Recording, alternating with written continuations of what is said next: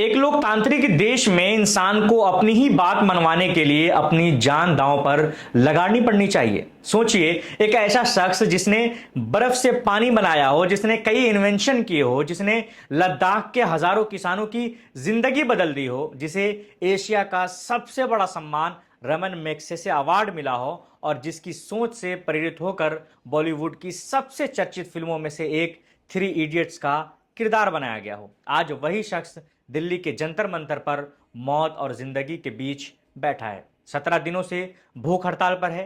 8 kilo 500 ग्राम वजन कम हो चुका है। ब्लड प्रेशर लगातार गिर रहा है। डॉक्टर कह रहे हैं कि अब जान को खतरा है, लेकिन सोनम वांगचुक कह रहे हैं कि शरीर कमजोर हो सकता है लेकिन इरादे कमजोर नहीं हो सकते। सवाल सिर्फ इतना नहीं है कि एक व्यक्ति भूख हड़ताल पर क्यों बैठा है, सवाल यह है कि आखिर ऐसी कौन सी मांग है जिसे सरकार पूरी नहीं कर सकती, जिसके लिए देश का इतना बड़ा वैज्ञानिक और समाज सेवी अपनी जान जोखिम में डालने को तैयार है, लेकिन सरकार के कान पर जूं तक नहीं रेंगती है। सरकार अब तक खामोश क्यों है? और आखिर 20 जुलाई को संसद मार्च में ऐसा क्या होने वाला है जिससे दिल्ली की राजनीति का तापमान अभी से बढ़ा हुआ है? पूरी कहानी सिलसिलेवार तरीके से समझेंगे। अंत तक आप हमारे साथ जुड़े रहिए। मेरा नाम है कामरान सैफ और आप देख रहे हैं इनकलाब हिंदी। तो शुरू करते हैं उसी आंकड़े से जिसने पूरे देश को चिंता में डाल दिया है। मंगलवार को जारी हुए स्वास्थ्य बुलेटिन के मुताबिक सोनम वांगचुक का वजन पिछले 17 दिनों में 8.5 किलो घट चुका है। उनका ब्लड प्रेशर 109/70 दर्ज किया गया है, जो सामान्य से काफी कम है। लेकिन इन सब के बीच सोमवार को बीबीसी से बातचीत में वांगचुक ने जो कहा वो उनकी जिद और हौसले को साफ दिखाता है। उन्होंने कहा कि मैं बाहर से कमजोर हूं लेकिन अंदर से बेहद मजबूत हूं। यही एक लाइन बताती है कि आखिर ये लड़ाई किस दिशा में जा रही है। अब सवाल यह है कि आखिर ये लड़ाई शुरू कहां से हुई और सोनम वांगचुक इसमें कैसे शामिल हुए। इसे समझने के लिए हमें कुछ हफ्ते पीछे चलना होगा। दिल्ली के जंतर मंतर पर यह आंदोलन शुरू किया कॉकरोच जनता पार्टी यानी सीजेपी ने। इस संगठन के संस्थापक हैं अभिजीत दीपके और इनकी मांग बेहद सीधी और साफ है। केंद्रीय शिक्षा मंत्री धर्मेंद्र प्रधान इस्तीफा दें। वजह जानिए। मई की शुरुआत में मेडिकल प्रवेश परीक्षा यानी नीट का प्रश्न पत्र लीक हो गया था, जिसकी वजह से पूरी परीक्षा रद्द करनी पड़ी। 20 छात्रों ने लगभग सुसाइड किया। लाखों छात्रों की मेहनत बर्बाद हुई, उनका भविष्य दांव पर लगा। सब कुछ इस लीक की वजह से प्रभावित हुआ। आंदोलनकारियों का कहना है कि इसकी नैतिक जिम्मेदारी किसी और की नहीं बल्कि खुद शिक्षा मंत्री की बनती है और वो अकाउंटेबिलिटी लें। लेकिन सरकार की तरफ से जवाब बिल्कुल अलग रहा। धर्मेंद्र प्रधान ने इस्तीफा से साफ इनकार कर दिया और उससे भी आगे बढ़कर सीजेपी और उसके समर्थकों को आतंकवादी की बी टीम तक कह दिया। यहीं से टकराव और गहरा गया। सरकार और आंदोलनकारियों के बीच की यह दूरी उस वक्त और बढ़ गई जब 29 जून को इस आंदोलन में एक ऐसा नाम जुड़ा जिसने पूरे मामले को राष्ट्रीय सुर्खियों में ला दिया। 29 जून को सोनम वांगचुक इस आंदोलन से जुड़े और उसी दिन से अनिश्चितकालीन भूख हड़ताल पर बैठ गए। खुद को महात्मा गांधी का अनुयायी बताने वाले सोनम वांगचुक कहते हैं कि वे गांधी के अहिंसक आंदोलन के सिद्धांतों में विश्वास रखते हैं और इसी तरह भूख हड़ताल के जरिए सरकार की अंतरात्मा को जगाना चाहते हैं। लेकिन आखिर ये सोनम वांगचुक हैं कौन, जिनके एक फैसले ने पूरे देश का ध्यान खींच लिया? इसको भी समझना हमारे लिए बेहद जरूरी है। सोनम सर के नाम से मशहूर वांगचुक लद्दाख की सबसे सम्मानित सार्वजनिक शख्सियतों में गिने जाते हैं। उनका काम सिर्फ भारत में नहीं बल्कि पूरी दुनिया में सराहा गया है। मैकेनिकल इंजीनियरिंग की पढ़ाई करने वाले वांगचुक ने लद्दाख को जलवायु परिवर्तन के असर से निपटने में मदद करने वाले कई समाधान विकसित किए हैं। इनमें सबसे मशहूर है आइस स्तूप। बौद्ध स्तूपों से प्रेरित बर्फ के शंकु आकार के ढांचे जो सर्दियों में पानी जमा करते हैं और वसंत के अंत में किसानों को उस वक्त पानी मुहैया कराता है जब उन्हें सबसे ज्यादा जरूरत होती है। यह अकेला आविष्कार वांगचुक को दुनिया भर में पहचान दिलाने के लिए काफी था। उनके इस काम के लिए उन्हें कई बड़े सम्मान मिल चुके हैं, जिसमें 2018 का रेमन मैग्सेसे पुरस्कार भी शामिल है, जिसे एशिया का सबसे बड़ा सम्मान माना जाता है। और शायद आपको याद हो 2009 की superhit Bollywood film three idiots के मुख्य किरदार की प्रेरणा भी यही शख्स रहे हैं। 2017 में वे अमिताभ बच्चन के शो कौन बनेगा करोड़पति में विशेष अतिथि के तौर पर भी नजर आए थे। लेकिन वांगचुक की जिंदगी सिर्फ तारीफों और सम्मान तक सीमित नहीं है, बल्कि पिछले साल अक्टूबर में सरकार ने उन्हें यह आरोप लगाते हुए गिरफ्तार कर लिया कि उन्होंने लद्दाख में विरोध प्रदर्शन को भड़काया है और उनके ऊपर एनएसए लगा दिया गया। वांगचुक ने इन आरोपों से साफ इनकार किया। करीब 170 दिन जेल में बिताने के बाद सरकार ने आखिरकार उनके खिलाफ लगे आरोप वापस ले लिए और उन्हें रिहा कर दिया गया। तो ये वो शख्स हैं जो जेल की सलाखों से लेकर अब भूख हड़ताल तक हर मोर्चे पर डटा रहा है।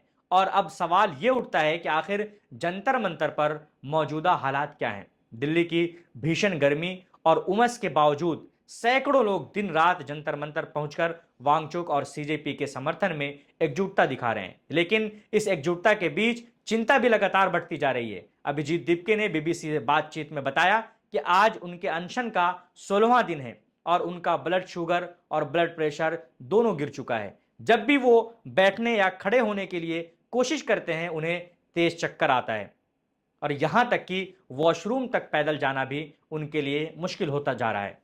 दीपके ने यह भी बताया कि जब भी वो वांगचुक से अनशन खत्म करने की गुजारिश करते हैं तो वांगचुक उन्हें डांटते हुए कहते हैं कि तुम मेरी चिंता मत करो।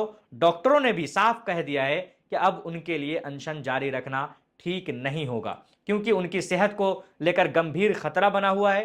दीपके के मुताबिक उन्हें रोज हजारों संदेश मिल रहे हैं जिनमें लोग वांगचुक को अनशन खत्म करने का आदेश दे रहे हैं, उनसे गुजारिश कर रहे हैं, उनसे अपील कर रहे हैं। लेकिन इन सब के बावजूद वांगचुक अपने फैसले पर डटे हुए हैं। दीपके कहते हैं कि जब तक सरकार शिक्षा व्यवस्था में जवाबदेही तय नहीं करती वे अपना अनशन खत्म नहीं करेंगे।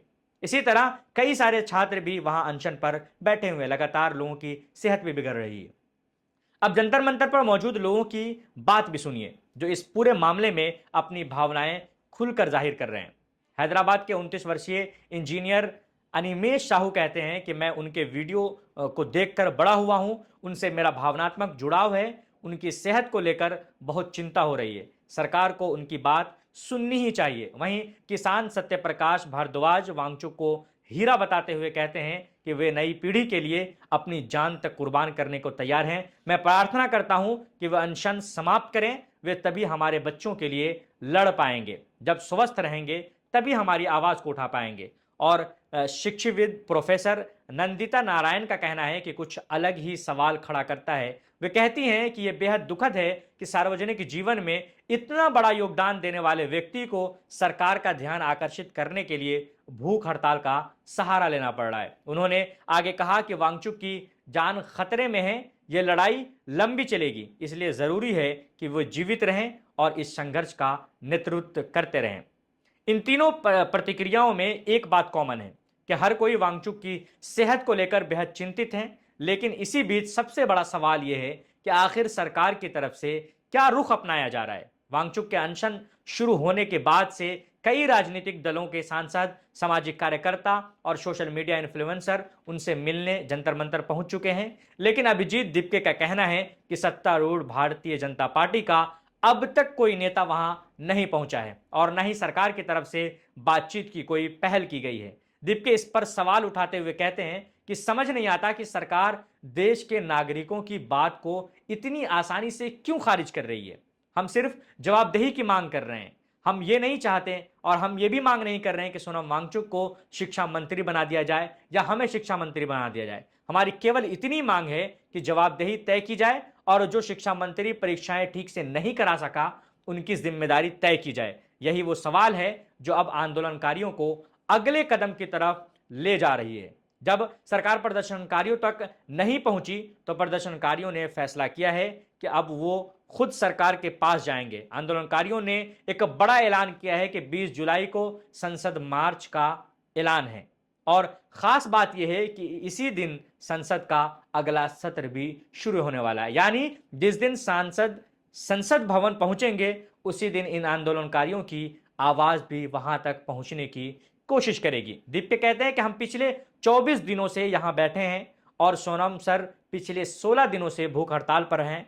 इसके बावजूद सरकार ने ना तो कोई हस्तक्षेप किया है और ना ही बातचीत शुरू की है। इसलिए हमने तय किया है कि अब हम ही संसद जाकर अपनी मांग को सरकार के सामने रखेंगे। तो कुल मिलाकर तस्वीर साफ है कि एक तरफ एक शख्स है जो अपनी सेहत की परवाह किए बिना जवाबदेही की लड़ाई लड़ रहा है।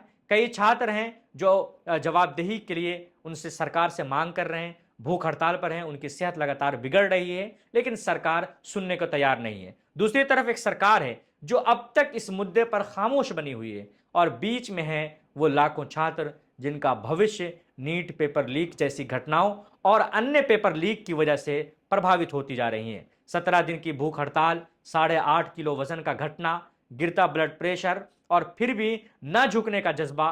सोनम वांगचुक की ये लड़ाई अब सिर्फ एक व्यक्ति की नहीं रही, बल्कि देश की पूरी शिक्षा व्यवस्था में जवाबदेही की मांग बन चुकी है। अब देखना यह है कि क्या 20 जुलाई का सांसद मार्च सरकार को बातचीत की मेज पर लाएगा या फिर यह टकराव और गहरा होगा। इस पूरी रिपोर्ट पर आपकी क्या राय है, हमें कमेंट में जरूर बताइए। इनकलाब